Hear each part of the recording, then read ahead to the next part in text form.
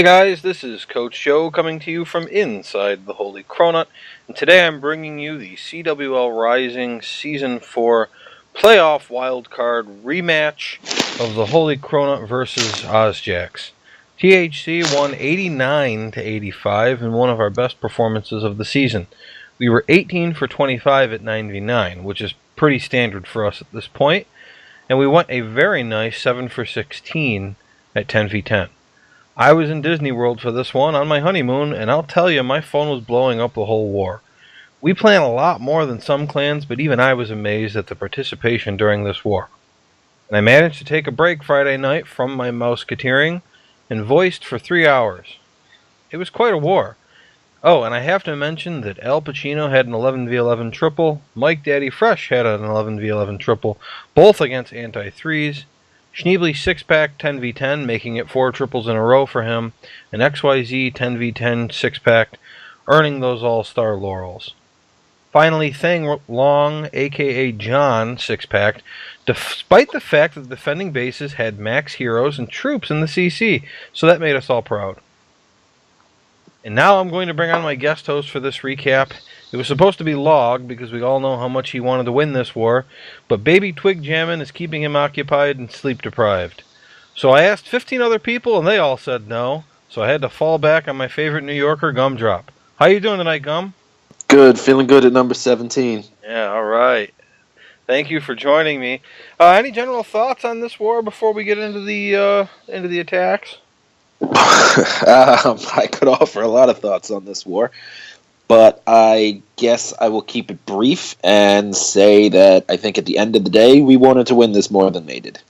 Yeah, I guess, yeah. I mean, it seems like it, and certainly from looking through the war log after it was all over, pretty surprised to see kind of how much slower they played this one compared to week 1 of the regular season. Actually, I don't know if I agree with that. They had, I think, what was this, a 30-30? I think they had 52 hits done by the 6 or 7 hour mark. So they saved a lot for the end, but they did go absolutely crazy at the beginning too. Sure, but week 1, I think they had 4 10v10 triples at about the 6 or 7 mark, and this war they ended with a total of, I think they had 5, maybe. No, they had 6. 6. So I don't know. Just the same, we played really well. It did feel slower though, for sure. We were very happy to win it. Okay, the 1 9v9 attack we're going to show is Cuven doing a cleanup hit, and this is going to be a Shattered Hog attack. And my first thought on this base, he drops the golem down on the Tesla, is that's possibly the worst troll Tesla I've ever seen, because it's right up against the buildings. So it's not, I mean, you're going to find that by accident. Well, and then you have the other one right there too. Yeah, is that one a troll? Maybe. I think maybe the thought is that you would come from 12 to 2. And then your golem would walk down and then keep getting sucked. I don't know. I can't. I mean, even without the Teslas, there's a mortar right there, so you can use the mortar to bounce a golem off, and he's basically would be tanking the core from outside the base because it's so thin right there. I don't know. But just the same, it's actually a very efficient funnel he ends up using here, and gets his heroes and Golem and 2 Golemites in there at the point where he's taking out the Queen in the CC. Yeah, this was a really clean attack. Very nicely done. So he's going to pop the Queen ability, and he's just got a million hogs and 3 heals, and then just march right through all this. The Queen takes out another Wizard Tower, and there's already nothing left, so. Yeah, rest is history. Right. It's so clean, and I'm still, because I don't play Town Hall 9 anymore, and pretty soon nobody will, thinks since Town Hall 10's coming out, or Town Hall 12 is coming out. Town Hall 47. Town Hall 47. But it just these attacks ending on the king, it's just so funny to me. Oh, people just don't even care anymore. Like, it used to be, you had to get both heroes with your kill squad, and now it's like, who cares about the king? Yeah, I mean, there's still, kind of, generally speaking, he could have chosen to hog from the other direction, and he chose to hog from the direction he did because you end on the king. And usually the thought is if you have enough hogs up, you're just going to bang through the king anyway, Yeah, I mean, I guess that's kind of the point, is that if your kill squad isn't getting the king, you do want to end on him, because he's hitting you for the least duration. Right, and you get, if you're missing the king with your kill squad, you get enough value from, from elsewhere. And I mean, I think also, old meta heroes used to be together a lot more than they are now. I mean, now on a Town Hall 9 base, I think they're probably separated as often as they are together. So here's the famous Schneebly with one of his hits from his 10v10 6-pack this war. And he's liking the Falcon right now. He uses loons too, but he's a big Falcon guy at this point. And, his funnel here, for the way he's trying to enter, turns out to be pretty easy. But when I first, because I didn't watch this live, I was, like I said, roaming around the parks. It's kind of an odd entry for me. I mean, he's entering it weird, the extra walls. Granted, at they're the not nipple. max walls. Entering at the nipple. We'll call it the nipple. Sure. Yes. It was kind of an interesting entry. Yeah, I think, I have mixed feelings about Falcon. While it is a pretty spammy attack, it is very effective on, kind of those bases where you sit there, scratch your head, But the difference between a good Falcon attack and a bad Falcon attack is not necessarily the stars, because plenty of bad Falcons get 3. But you can really tell, even with Falcon, which is spammy, when someone knows what they're doing, And this is definitely one of those hits. It's just, granted, there's that, lack of predictability you get with this attack, but this is still clean as hell. Well, and I like the idea of bringing back end cleanup troops, whether it's loons or hogs or both, depending on the base. But the nice thing here, this is a non-max base, so if you're going to fail you get some forgiveness. If you're going to fail a Falcon, it's going to be because you're going to peter out, right? So, Yep. On a max base, you might say, well, I don't want to peter out, which means I have to take as many Velks as possible. But since the base is already a little bit weaker, he can get what he needs with all the Velks, and he can afford those troop spaces on the loons that'll make up for weird pathing. And he really didn't even end up needing them. He would have had it fine. Probably if you pocketed all those loons anyway, so. Right. For sure. The last 2 attacks we're going to show are both the 11v11 triples on our side. Al Pacino's is up first, and this attack, both of them are Lalo attacks. This was our first 11v11 attempt on it, but we did go 9v11 on it.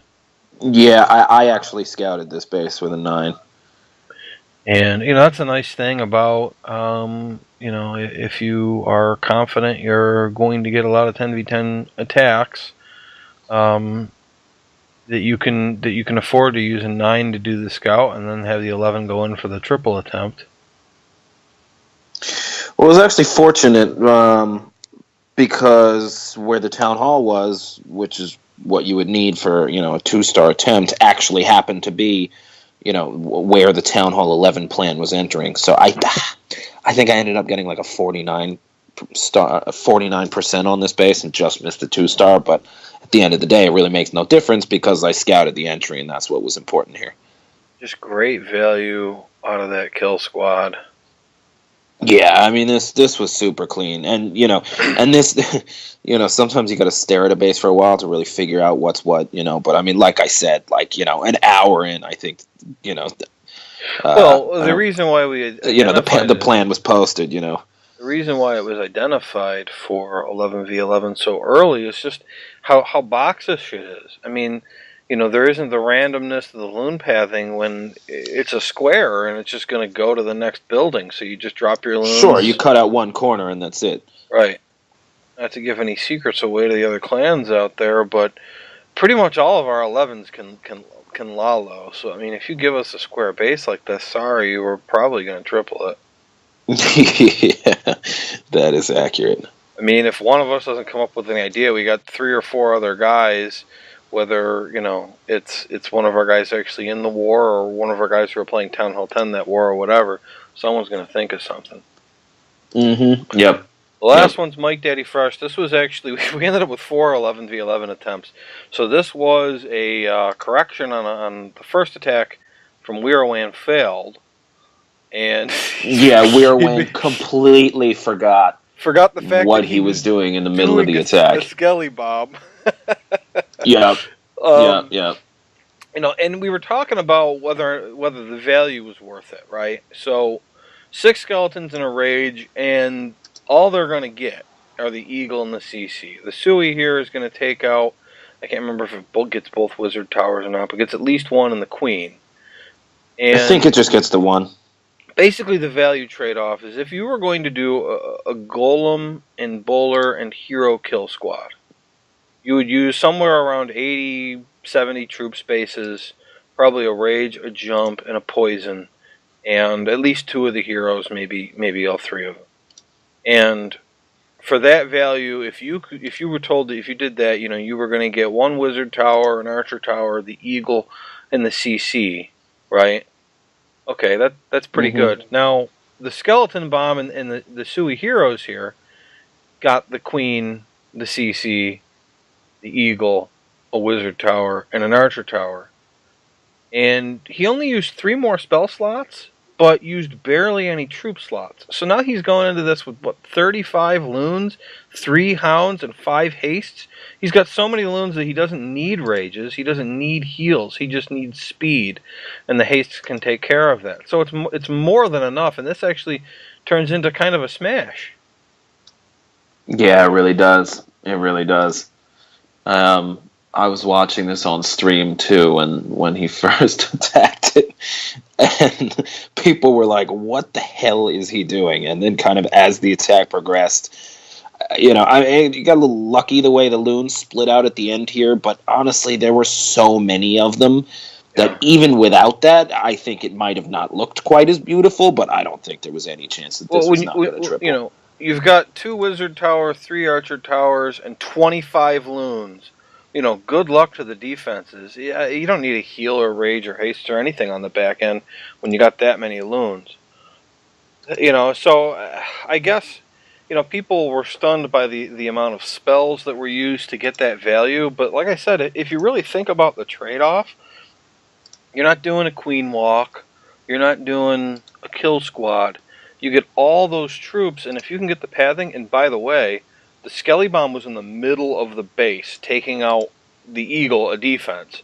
It actually helped his pathing. It turned the base into a donut. Yeah, I think that the pathing was one of the biggest. I mean, granted, getting the Eagle on any base is huge, but I think, I think the pathing was pretty one of the big factors here. Yeah, so that's all the hits we're going to show for this recap. And now we're entering the quarterfinals in our match versus Sejana, because Sky just got banned from modding. So how about that? And not only do they get banned from modding, they get banned from modding when purportedly the private servers are down. I don't know anything about that because I don't know anything about this server crap that's going around. So. Anyway. Yeah, I don't even know what to say on the subject. All right, any final thoughts on this war or leading into this next war versus Sejana? Well, I think with the Oz war, I think basically, they hit us pretty hard the first week. We were new to CWL, and I don't know, somehow just their blitzkrieg style really just screwed us up, and we definitely underperformed that war kind of, through, I don't know, shock and awe, I guess. And I think they thought they were going to do the same thing. And we just wanted it more than they did, and we prepped harder, and we worked harder, and we ended up just kicking their asses. Yeah. And well, it was work one of paid those off. things where not only were we super, super motivated and had been doing really well, not week 10, but, week 11 we came alive. But, our guys who play in other clans, hey, people have been eliminated at this point. If they're in multiple clans, they have less clans to concentrate on. So we had a lot more concentration, I think, than we've had all season, so... That is true too. We love the other clans, but concentrate on Holy Cronut. All right. Well, thanks for joining me, and I'll catch everybody next week. Thanks for watching. Well, hello to you. I'm Dr. Johansson, and I am here in the rainforest doing research on a new resource which has been discovered here in the heart of the jungle. Now, I will pull back the leaves from this bush, and oh my!